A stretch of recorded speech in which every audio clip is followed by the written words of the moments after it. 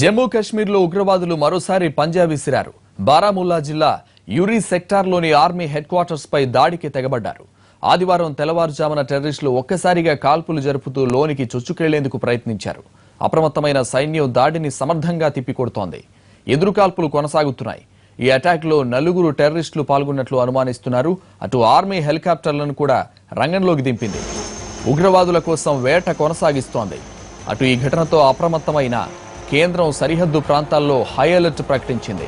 కేంద్ర హోంమంత్రి ఆర్మీ ఉన్నతాధికారులతో అత్యవసరంగా సమావేశం కానున్నారు. అటు యురీ సెక్టార్లో టెర్రరిస్టులను మట్టుబెట్టేందుకు ప్రత్యేక బలగాలను కూడా రంగంలోకి దించింది కేంద్రం. ఇటీవల సరిహద్దు ప్రాంతాల్లో వరుస దాడులకు పాల్పడుతున్నారు ఉగ్రవాదులు. గత వారం పూంచ్, నౌగామ్ సెక్టార్లలో జరిగిన ఎన్కౌంటర్లో 7 తీవ్రవాదుల్ని మట్టుబెట్టారు జవాన్లు.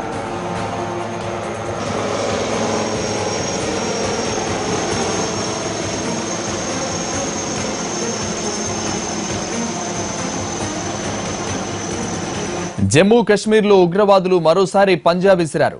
బారాముల్లా జిల్లా యురీ సెక్టార్లోని ఆర్మీ హెడ్ క్వార్టర్స్ పై దాడికి తెగబడ్డారు.